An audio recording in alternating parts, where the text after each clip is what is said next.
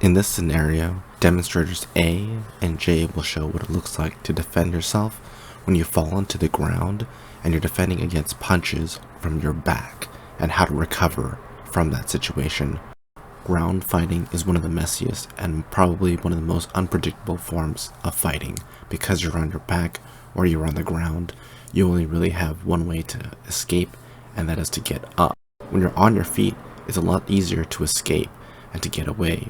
The most important thing you can do is to try your best to somehow get to your knee, get up, and get out.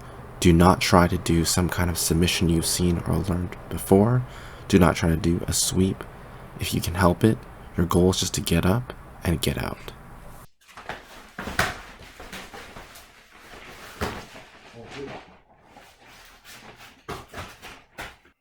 Give me your shit, man. Give me your shit.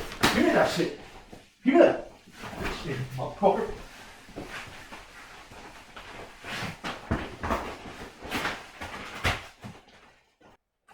Hey, man, give me that shit.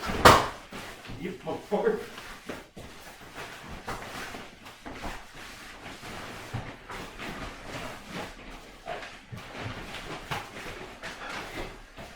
You think you can fight, huh?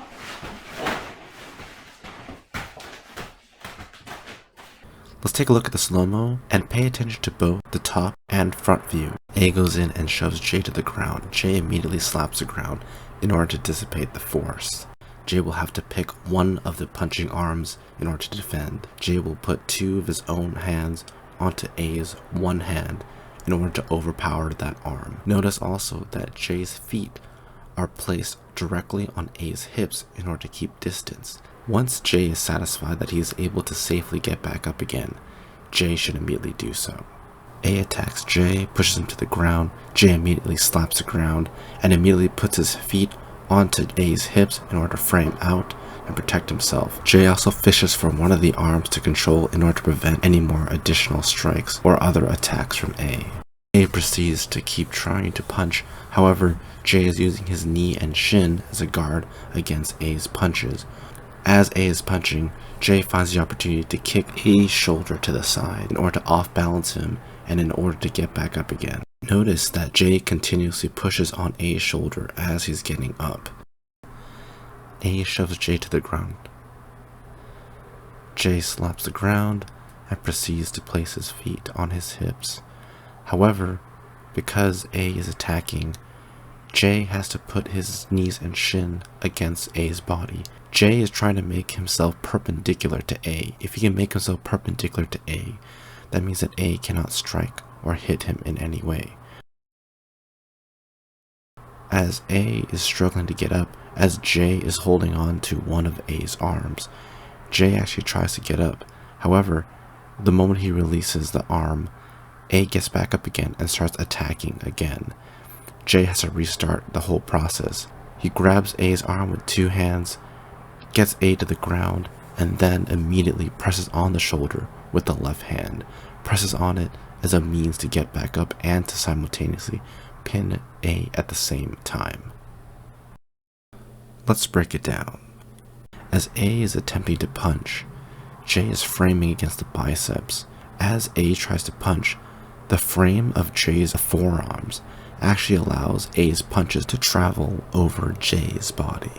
If J is able to use his right hand to grab A's right arm, A will find it very difficult to strike J if J is perpendicular to him. Another defense that's extremely useful is actually grab the back of one of the arms and to actually kick or push the other arm out of the way as if you were turning a wheel. As you can see, J is using his right arm to pull A's left arm in, while simultaneously using his left leg to kick A's shoulder over in order to turn a wheel, essentially. However, once J lets go of the arm, A is very free to go back to the original position and to attack J again.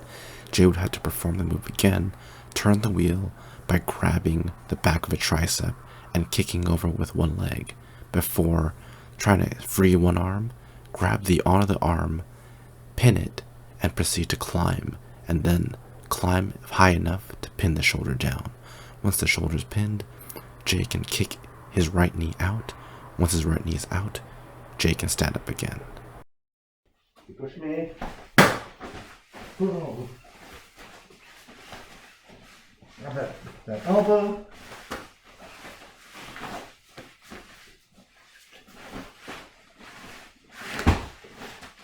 Make sure it's steady. Alright everyone, go try it for yourself, go train, go about 20% resistance and aggression, and remember, watching is not the same as practicing.